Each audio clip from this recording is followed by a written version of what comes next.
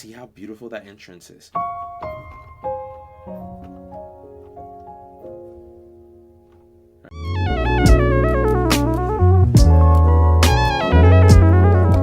What is going on, y'all? This is Alec. Today I'm going to be doing a breakdown of my ad of I Can't Make You Love Me by Bonnie Raitt. I have received so many requests to break this down, and you know the funny thing is I don't even feel like this is like the best version of I Can't Make You Love Me that I've personally played. I think I have a couple on my personal Instagram. Yeah, and then there's another one, like I'm in a piano shop with my dad and my sister back a couple of years ago. But, you know, since I use this as an ad, so many people that are like, I really want to just get a breakdown of this, okay? So before I begin, I just want you to know this is not a simple tutorial, right? I know this song is harmonically quite simple, but if you want to play it like this, it's going to be conceptually advanced, right? Not technically advanced where your fingers need to have all this dexterity, and it's not necessarily complicated. However, it is sophisticated, okay? So yeah, we're gonna be diving into all the concepts. I'm gonna try and show you what I'm doing, not necessarily note for note. That's not what this is. That's not really what Chord Academy is about. I want to show you the harmonic concepts behind what I'm doing here, and how I'm thinking about them as I'm executing.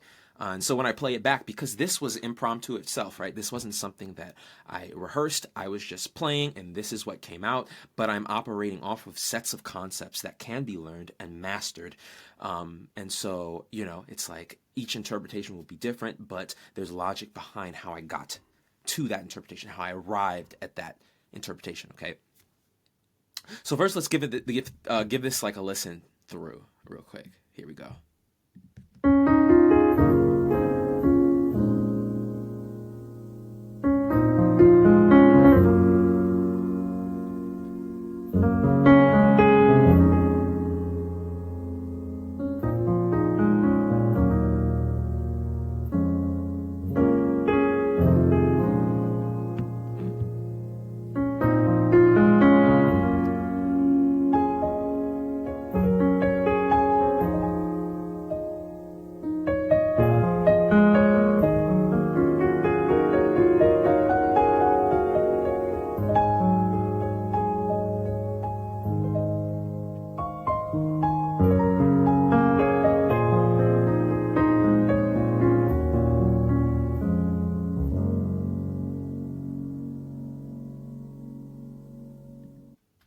Okay, let us begin. Let's go phrase by phrase. First phrase. Right? Like, you know, if you're more of a beginner, you're probably wondering, how did you do that, right? The very first thing, of course, that I need you to kind of come to the table with here is diatonic chords. If you're not familiar with your diatonic chords, that is super foundational, and I'm sure I have that hour-long masterclass on this YouTube channel. I'm pretty sure that you can go to, and you know, it'll show you some of those basics. Or you could even look it up on Google if you want, like a little quick like explainer on diatonic chords. But this is in key of D flat. Okay, key of D flat major, or B flat minor, however you want to consider it. There's relative keys. Okay, so this beginning, right?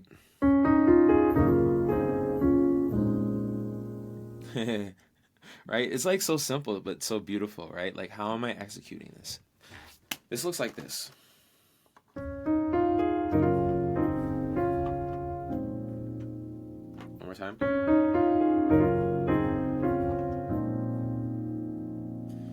Okay, how am I doing this? Right? So first off, what are the basic chords? I'm just playing a 4 chord to a 6 chord. So in D flat, that's G flat major to B flat minor. Okay? So if I were to play the bass notes with the melody on top,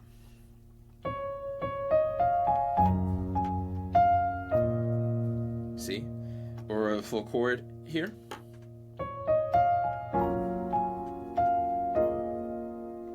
Okay, That's like the very basic way to play that, right? I'm just playing chord in left hand, melody on the right. But how about what I'm doing here? Okay, so what I'm doing here is I'm using a concept called triad pairing. So let me take a look at this because I want to figure out how I want to explain this, right? So I immediately play the melody into just a simple inversion of G flat major 7, right? Grace note from here. Okay, then I go. So what's happening here is when you're on a 4 chord, the chord scale for this is Lydian, and there's something called upper structure triads or hybrid voicings. And what these are, they're triads that you can play on top of a particular chord that will give you particular tensions on that chord, okay?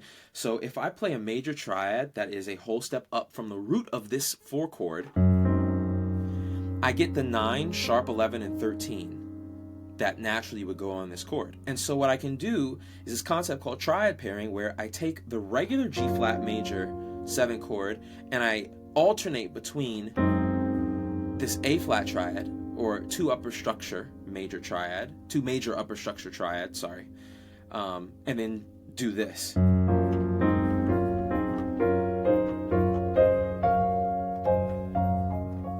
See what I'm doing there? It's really pretty technique. So I'm doing that and leveraging that knowledge in order to include the melody in this. Right? F is on the top. This is, again, just a regular G flat major 7, no third in it. And then I go to the B flat minor 11, 11 on top. Because the melody's, right? Such a pretty voicing. All together. Yeah, there we go. That's the first phrase.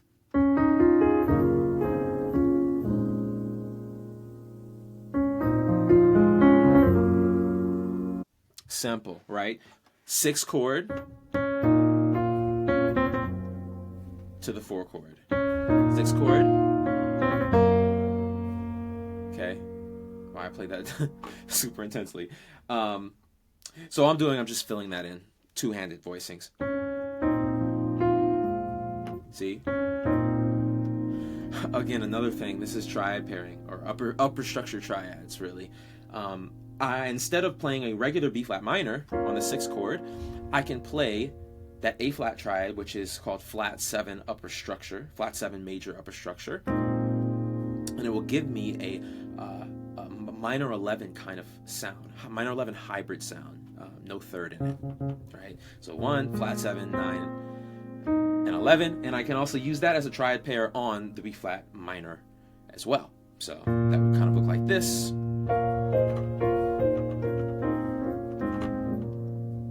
Right? Kind of like that. So,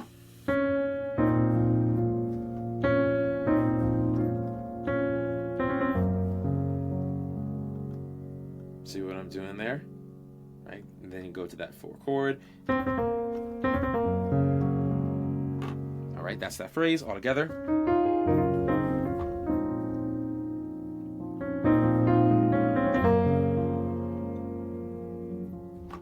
See? Very pretty.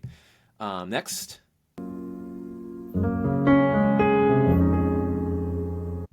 Real easy, right? I'm on the 4 chord, and I move to a 1 chord in first inversion. This is a very particular voicing that's used a lot.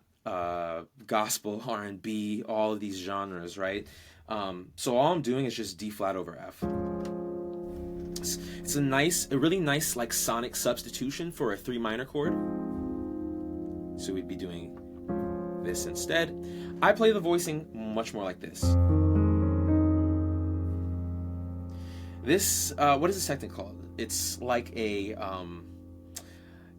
D major, D flat sus 2, D flat sus 2 over F. Yeah, because there's no, oh actually D no, it's D major, add 9 over F. Sorry, like, what's going on? Because we have the third, we have the add 9 here, we have the 5, we have the 1, we have the add 9 doubled up here, and then we have the 5 here, right? Very pretty.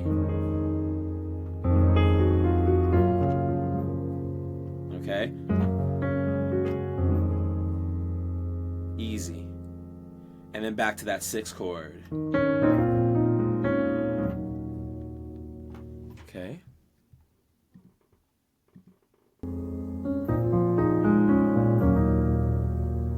Yeah.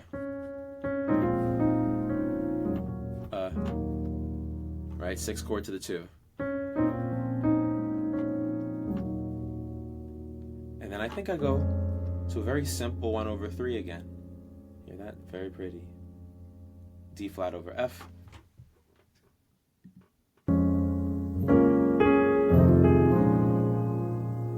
Same thing, but as the first phrase, but I'm using a secondary dominant, right? It's a passing chord. Instead of using some type of regular pathway to get to this B flat minor, I am using a dominant chord.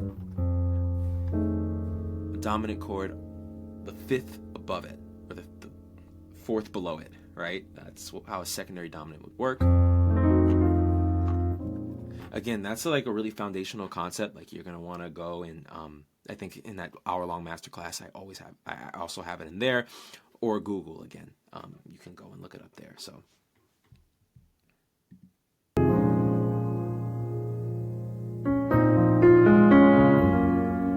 There we go.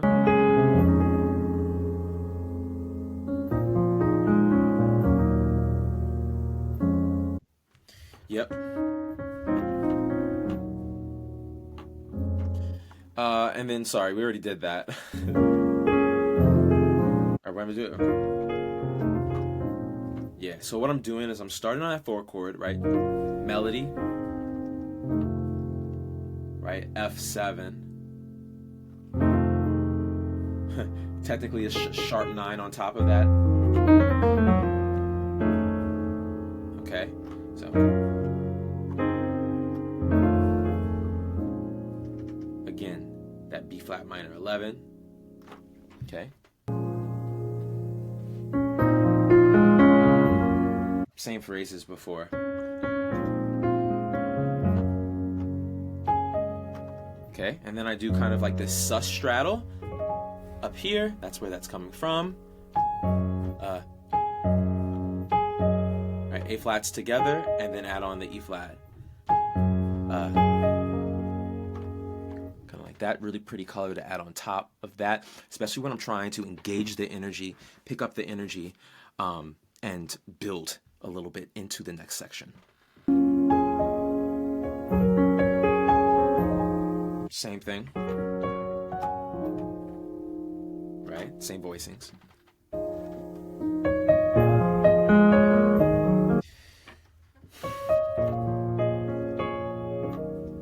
All right. This is my separation here.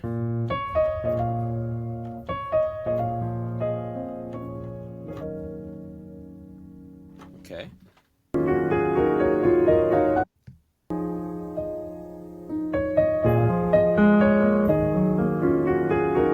So what I'm doing here is it's like a lot of like thirds, I think, and fourths, kind of just improvising. I mean, honestly, it's almost hard to describe exactly how to get to exactly what I'm doing right there. But what this is just me starting on a 2 and going to a 5. That's the intention. So I'm moving up the 2 chord.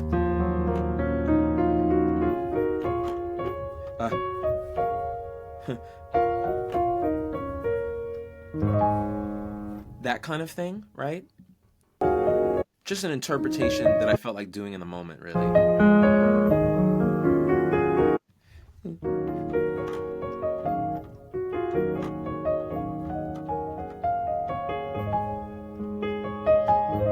I need something to build into that 5 chord, that 5 sus.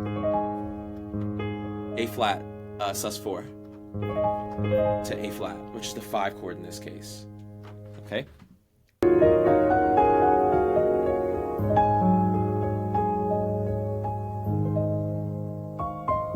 Oh, notice I did a, on the 5 chord, I did a, I'll show you. Yeah, whoops.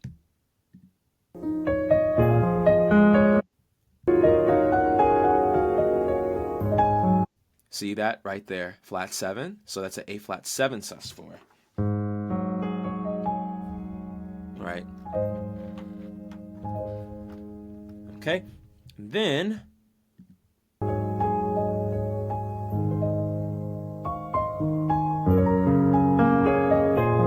these are sixths. Okay, so this is a little too high for this little MIDI board I'm on right now.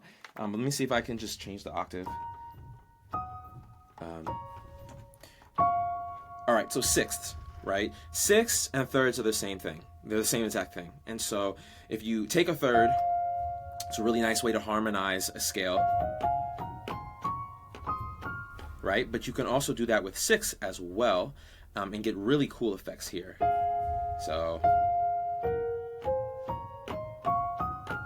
right? It's really pretty sound. And so I can use sixth, but I'm engaging the melody. So, right? That's the lead-in melody. And so I'm just using diatonic sixths, which means within the D flat scale. Sixths, yes. You see how beautiful that entrance is?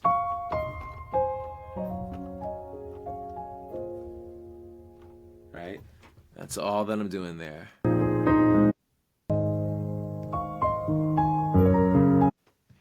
Okay, move the octave, and then I can't do the lead-in anymore because it's too high, but we'll work it out. So, spread voicing for the G flat for the 4 chord. Right?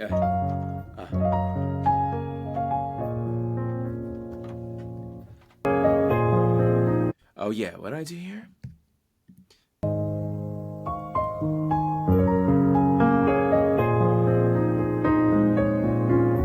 Okay, the motion and voice leading in that, right? Let's try to pick up on that.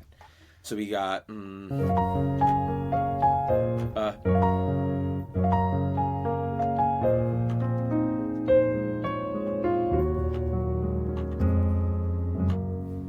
right, not exactly how I was playing it here, but the gist is the same, right? We got, one more time.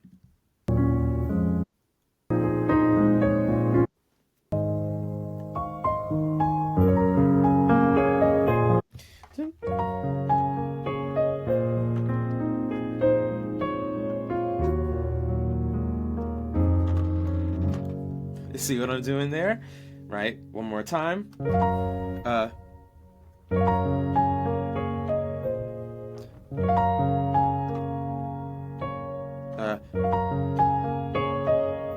Okay, on that 4 chord.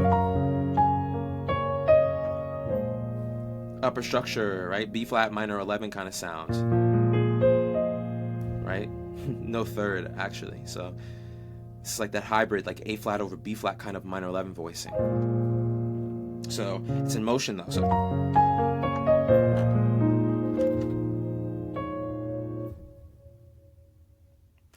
do I go to the...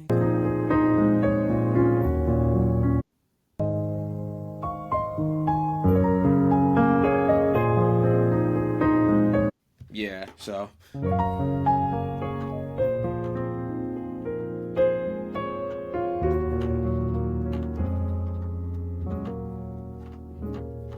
sorry, it's 2, 3, 4. One more time.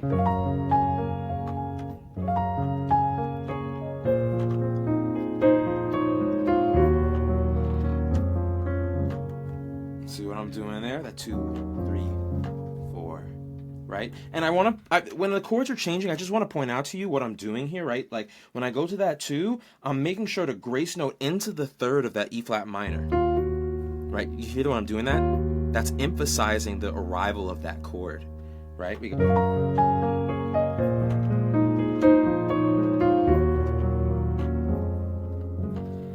And then just leave it grace note into the third of that G flat chord, and you have yourselves a song.